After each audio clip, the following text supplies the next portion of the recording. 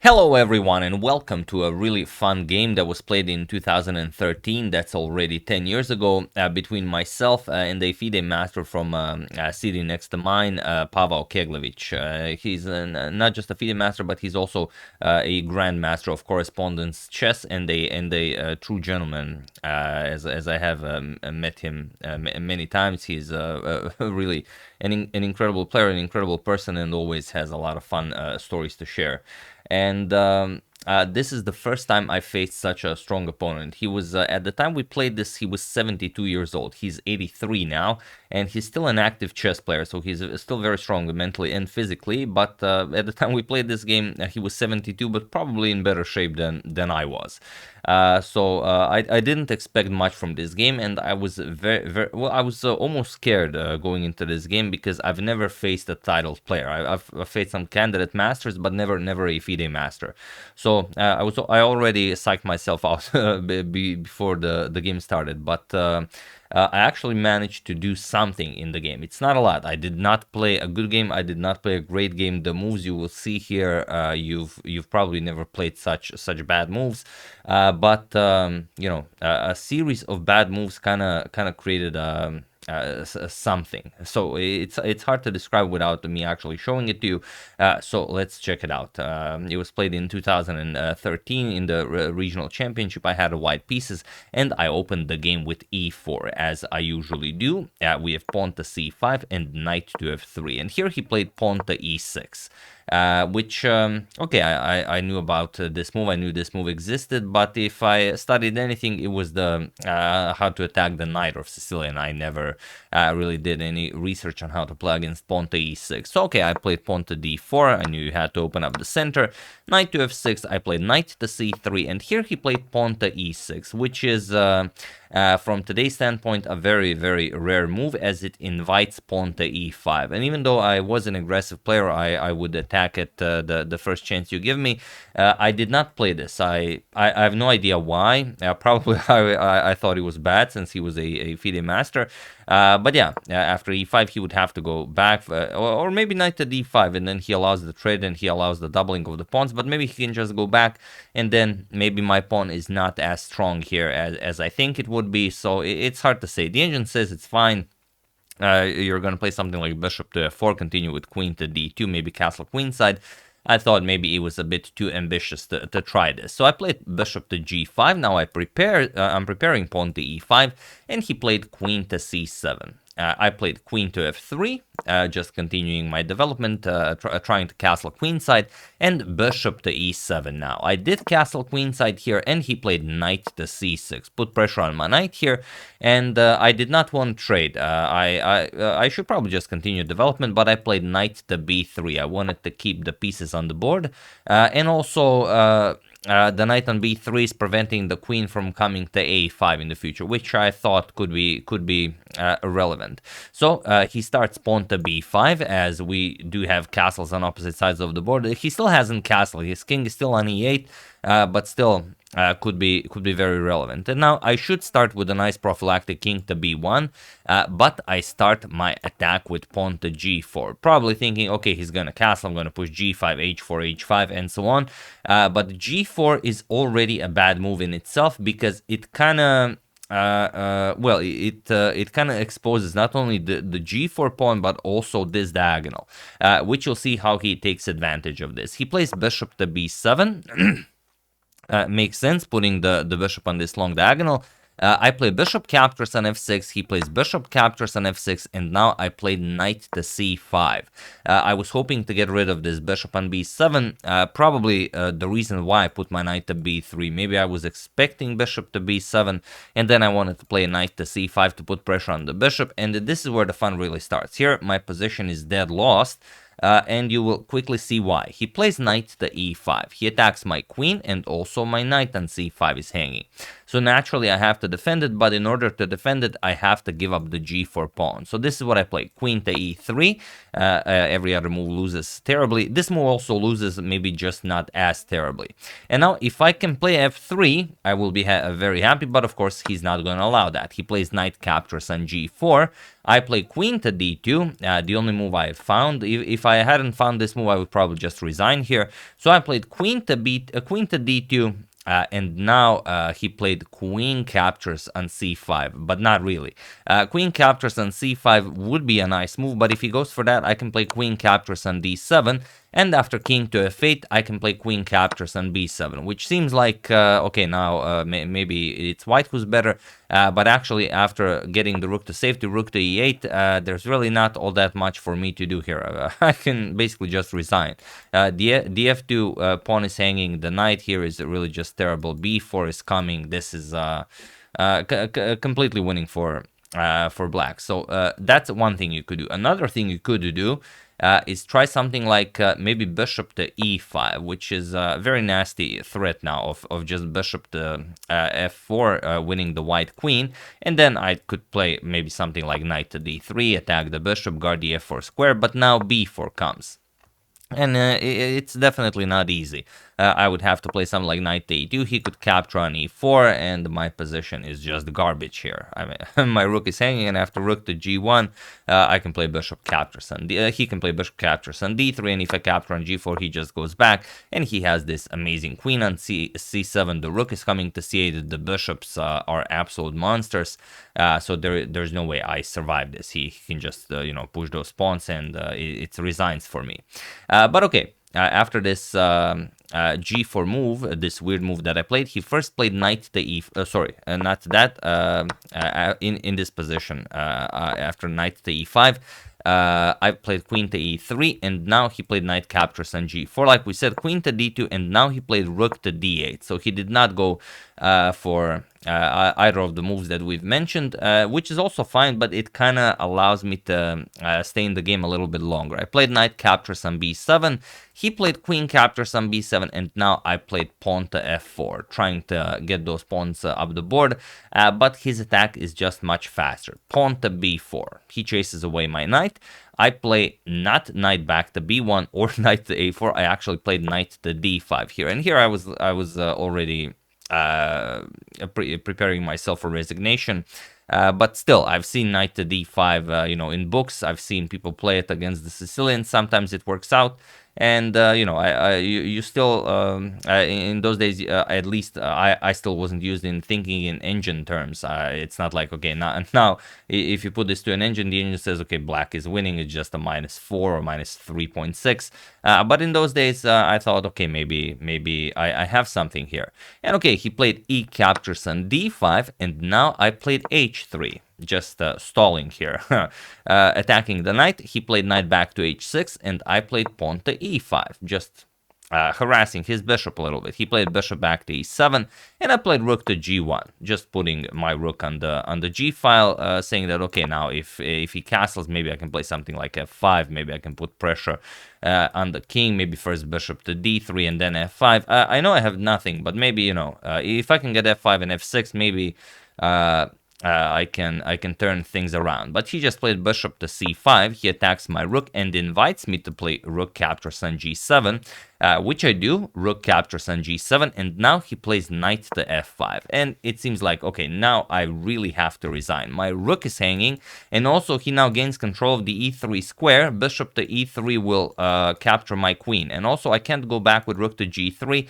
The knight is also covering that. So I play something really weird. I played queen to g2. This stops bishop to e3 from winning my queen, and also I'm inviting him to capture on g7 so I can play queen captures on g7 and sort of continue my attack. And while he can do this, he goes rook king to f8. He now says, all right, now you move the rook, and there's nothing for you here. I mean, you're just down too much material. Your position is absolute garbage. You just have to resign here. But I still keep going. I play rook captures on f7.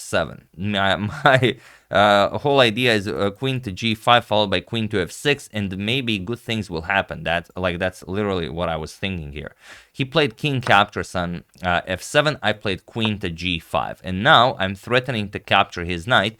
And the problem here is, at least for him, I believe, the time format. The time format was 1 hour each, so 60 minutes each, zero increment. So there was no increment. If you drop below the 5-minute mark, you have to be really careful in order not to get flagged. So here, after this move, he played knight to e7, and this is not the way to go. Here you have to play something like rook h to f8. You give up the knight, you get your king to safety, and that's it. Let's say queen captures on f5 with check, king g7, queen to g5, check, king to h8, and now, okay, I can play something like f5, and it looks like my pawns are nice. Maybe I do have something, but still, he's up a full rook. It's very unlikely that I will be able to do anything here. For example, rook d to e8. If I do play f6, he can just play d6. The queen is now preventing checkmate, and even though it looks nice, there's really nothing there. So that's one way to do it. But okay, after queen to g5, he played knight to e7. Like I said, the problem for him was the most likely the time format. It was over 10 years ago, so I don't really remember. But I imagine that would have something to do with it. And now I played queen to f6 with check. He played king to g8, and he was in this position on move 25 that we agreed to a draw. As it does appear that there's nothing here for him to try anymore, and it's a shame because he was absolutely winning the entire game, and I was just, you know, finding, like, hanging by a thread the entire game, finding a move. I mean, I played absolutely disgusting moves, what I've played, but in the end it somehow worked out. Here he agreed to a draw because what do you play here? For example, queen to g5 with check. How do you play this? If you go king to f7, I just repeat. If you go king to f8, I just play queen to f6 check, and now threaten to pick up your rook. You have to go back king to g8, and then I just repeat. So obviously that's not happening, and instead, if queen to g5 check, you play something like knight to g6. This is possible, but then you have to give up the rook on d8, and then I will capture this with check. You will play king to f7. Now I will play queen to f6 with check, and now after something like king to e8, I will play bishop to d3, threatening to pick up the knight. That's defending the rook here. So you have to play rook to f8. Now I'm gonna capture with check, captures, and you will get this position, king to d8. I will play f5, and yes, black is up a full piece, but I have the passed f pawn, I have the passed h pawn. You know, with little time on the clock, it's very hard to play this. Black is objectively completely winning here, but you know, maybe not something that anyone would go for. So I think it's actually in the situation that it was, where we were playing without increment, that it was the correct decision. I don't know if he actually offered a draw here, or maybe it was a threefold repetition, like maybe I played queen g5 check and then we just continued like this. Maybe it was something like this, but either way, we did not continue the game past this point. And now I remember at the time, maybe this was even the first round of the tournament, I was so proud of myself for drawing against Fide master. I was so happy. I completely sucked for the rest of the tournament. I wasn't great in this game, but I don't know. I did not play a very good tournament, but I was so proud of this game, and just how even though I had a really terrible position from very early on in the game, I kept finding moves that sort of kept me in the game, like this queen to e3. I save the knight, then I find queen to d2, sort of offering the knight for queen captures on d7, which is still perfectly fine for him. Then I find, after this, I play knight to d5. I know, absolutely disgusting. Then h3, then e5, then rook g1, then captures, and now after knight to f5, he probably wasn't even in his wildest dreams that I would continue past this point, because the rook is hanging and bishop to e3 is coming, and then I give up the full rook, not the full rook, but the exchange, and then after this, even rook captures on f7, and I was somehow able to to survive this game. So really, really incredible that I did not lose this, but that this is how my first game against the Fide master turned out. And I don't know. I know it's a terrible game, and it's nothing special, but it's one of the games that I'm proudest, the proudest of playing, because I don't know.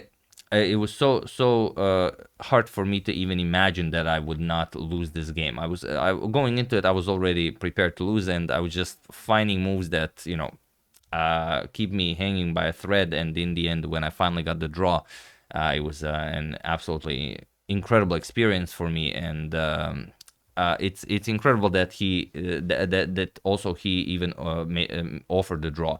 Probably if he continued, he probably would have beaten me, but he was just a fine gentleman, and he still is.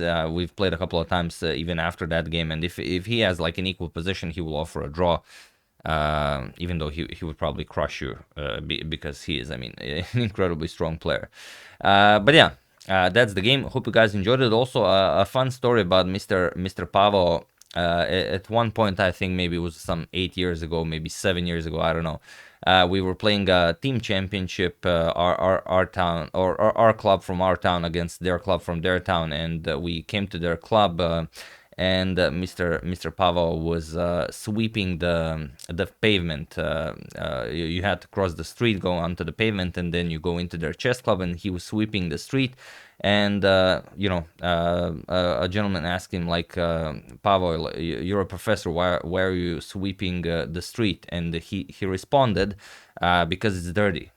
And I was just like, wow, what a great guy! Incredible stuff. I was so amazed by this answer that it's actually something I try to live by ever since I've heard it, because it's so inspiring. Like, there's no, I mean, you don't have to have a reason. Like, if it's dirty, you can just clean it. And I mean, it was to me, it was absolutely incredible. So yeah, that's the game. Hope you guys enjoyed it. I hope I didn't disgust you too much with the moves I played, but you know, I was rated around maybe 1650 at the time I played this game, and Pavao was maybe 2250, 2300. So like I said, it was beyond my wildest dreams to get more than a loss here. And well, this just made my entire tournament, even though, as I remember, I played a really, really bad tournament. So yeah, that's the game. Hope you guys enjoyed it. Never give up, even if this is your position, like knight f5 was played. Even if this is your position, never give up. You know, you still might survive. I would like to thank Bullet King, Lindley Brenza, Anonymous, Sayuj Vinair, and Joyce Roseman for your contribution to my channel. Thank you a lot. I really appreciate it. As usual, you can check 2 of my previous videos here. Thank you for watching, and I will see you soon. Continuing the coverage of everything that's happening in the chess world, and continuing to check up on your wonderful suggestions. So thank you all. I will see you soon, and have an excellent rest of your day.